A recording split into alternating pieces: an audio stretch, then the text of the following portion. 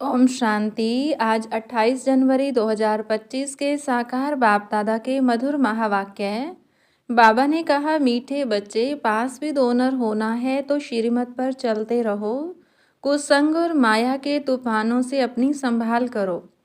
प्रश्न, बाप ने बच्चों की क्या सेवा की जो बच्चों को भी करनी है? उत्तर, बाप ने लाडले बच्चे कहकर हीरे जैसा बनाने की सेवा की। ऐसे हम बच्चों को भी अपने मीठे भाइयों को हीरे जैसा बनाना है। इसमें कोई तकलीफ की बात नहीं है। सिर्फ कहना है कि बाप को याद करो तो हीरे जैसा बन जाएंगे।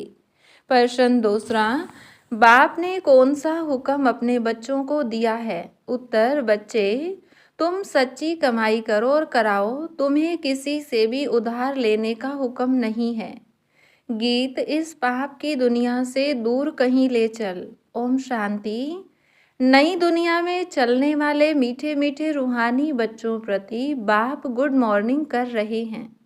रूहानी बच्चे नंबरवार पुरुषार्थ अनुसार जानते हैं कि बरोबर हम इस दुनिया से दूर जा रहे हैं। कहाँ? अपने स्वीट साइलेंस होम में। शांति धाम ही दूर है जहाँ से हम आत्माएं आती हैं। वह है मूल वतन, यह है स्थूल वतन। वह है हम आत्माओं का घर। उस घर में बाप बिगर तो कोई ले जा न सके। तुम सब ब्राह्मण ब्राह्मणियां रूहानी सर्विस कर रहे हो। किसने सिखाया है? दूर ले चलने वाले बाप ने। कितनों को ले जाएंगे दूर? अनगिनत हैं। एक पांडव के बच्चे तुम सब भी पांडव हो। तुम्हारा नाम ही है पांडव सेना। तुम बच्चे हरेक को दूर ले जाने की युक्ति बतलाते हो। मन मनाभव बाप को याद करो। कहते भी हैं, बाबा इस दुनिया से कहीं दूर ले चलो। नई दुनिया में तो ऐसे नहीं कहेंगे। यहाँ है रावण राज्य, तो कहते हैं इससे दूर ले चलो। यहाँ चैन नहीं है, इसका नाम ही है दुख धाम। अभी बाप तुमको कोई धक्का नहीं खिलाते हैं। भक्ति मार्ग में बाप को ढूंढने लिए तुम कितने धक्के खाते हो। बाप खुद कहते हैं, मैं हूँ ही गुप्त। इन आँखों से कोई मुझे देख नहीं सकते। कृष्ण के मंदिर में माथा टेकने के लिए चाखड़ी रखते हैं। मुझे तो पैर हैं नहीं जो तुमको माथा टेकना पड़े। तुमको तो सिर्फ कहता हूँ लाडले बच्चे, तुम भी औरों को कहते हो मीठे भाइयों। पारलौकिक बाप को याद करो तो विक्रम विनाश हो। बस और कोई तकलीफ नहीं। जैसे बाप हीरे जैसा बनाते हैं, बच्चे भी औरों को हीरे जैसा बनाते हैं। यही सीखना है, मनुष्य को हीरे जैसा कैसे बनाएं। ड्रामानुसार कल्प पहले मुआफिक कल्प कल्प के संगम पर बाप आकर हमको सिखलाते हैं। फिर हम औरों को सिखलाते हैं। बाप हीरे जैसा बना रहे हैं।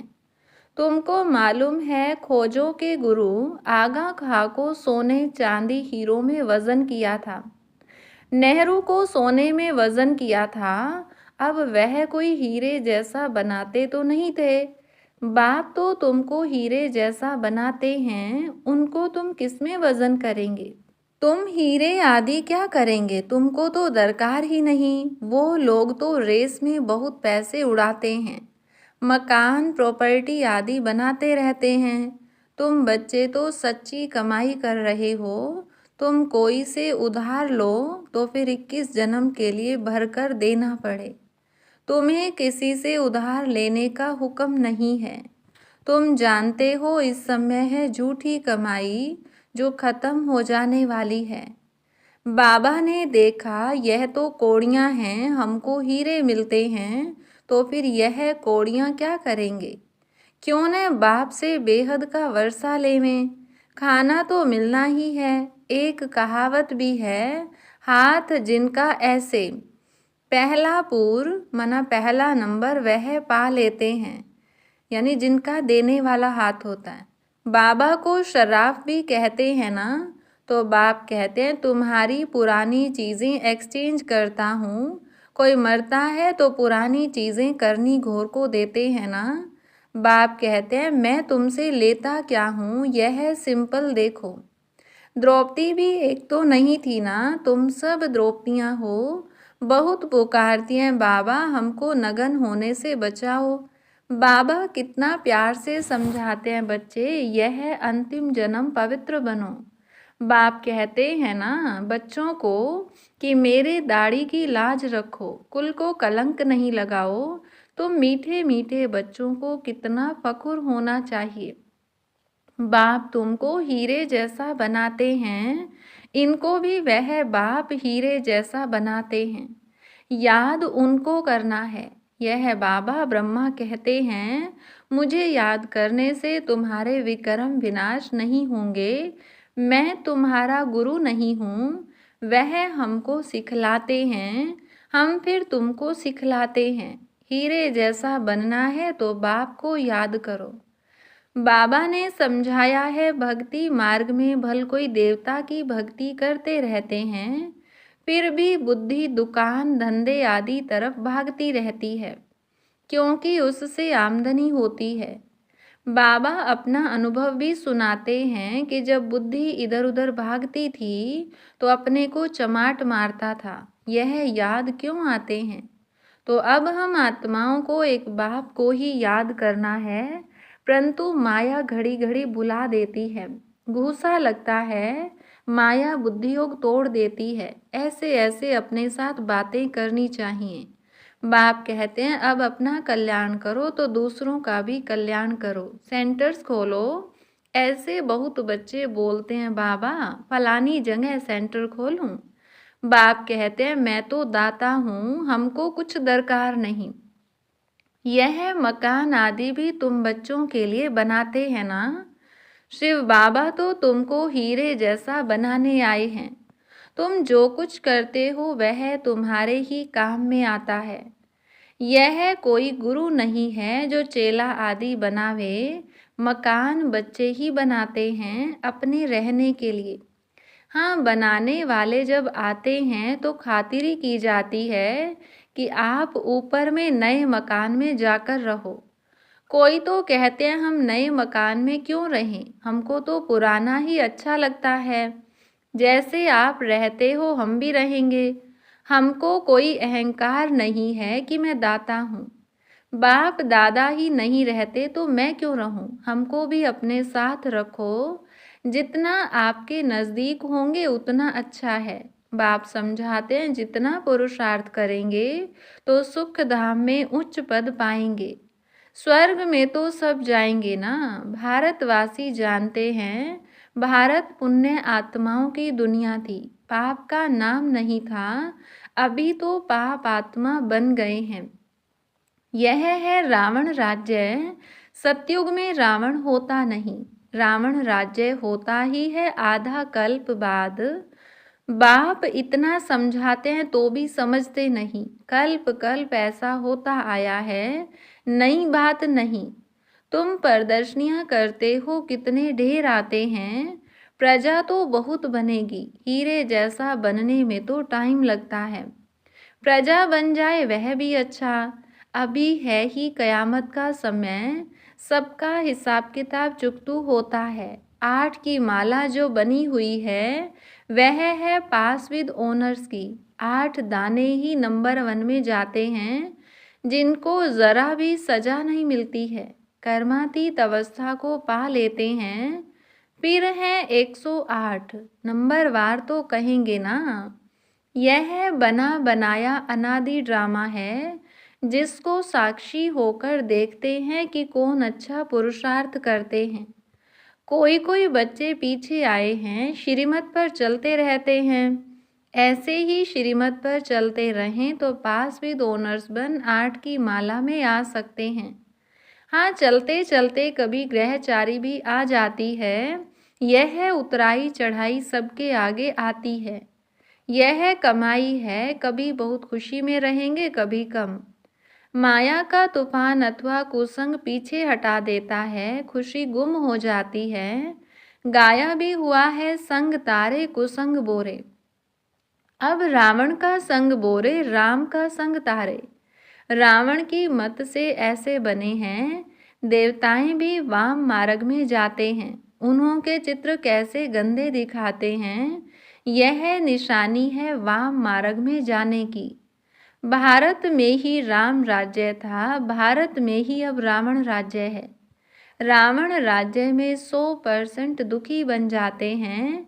यह खेल है, यह नॉलेज किसको भी समझाना कितना सहज है। एक नर्स बाबा के सामने बैठी है। बाबा इस बच्ची को कहते हैं, तुम नर्स हो, वह सर्विस भी करती रहो, साथ साथ तुम यह सर्विस भी कर सकती हो। पेशेंट को भी यह ज्ञान सुनाती रहो कि बाप को याद करो तो विकर्म विनाश होंगे, फिर 21 जन्मों के लिए तुम रोगी नहीं बनेंगे। योग से ही हेल्थ और इस 84 के चक्र को जानने से वेल्थ मिलती है। तुम तो बहुत सर्विस कर सकती हो, बहुतों का कल्याण करेंगी। पैसा भी जो मिलेगा वह इस रूहानी सेवा में लगाएंगी। वास्तव में तुम भी सब नर्सेज हो ना। छी छी गंदे मनुष्यों को देवता बनाना, यह नर्स समान सेवा हुई ना। बाप भी कहते हैं, मुझे पतित मनुष्य बुलाते हैं कि आकर पावन बनाओ। तुम भी रोगियों की यह सेवा करो, तुम पर कुर्बान जाएंगे, तुम्हारे द्वारा साक्षात्कार भी हो सकता है। अगर योग युक्त हो तो बड़े बड़े सर्जन आदि सब तुम्हारे चरणों में आकर पड़ें। तुम करके देखो, यहाँ बादल आते हैं रिफ्रेश होने, फिर जाकर वर्षा कर दूसरों को रिफ्रेश करेंगे। कई बच्चों को यह भी पता नहीं रहता है कि बरसात कहाँ से आती है। समझते हैं इंद्र वर्षा करते हैं, इंद्रधनुष कहते हैं ना। शास्त्रों में तो कितनी बातें लिख दी हैं। बाप कहते हैं यह फिर भी होगा। ड्रामा में जो नूंद है, हम किसकी ग्लानि नहीं करते हैं। यह तो बना बनाया अनादि ड्रामा है। समझाया जाता है कि यह भक्ति मार्ग है। कहते भी हैं ज्ञान भक्ति वैराग्य।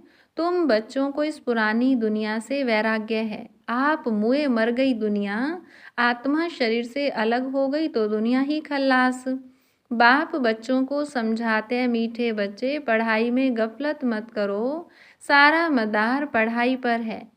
बैरिस्टर कोई तो 1 लाख रुपया कमाते हैं और कोई बैरिस्टर को पहनने के लिए कोट भी नहीं होगा।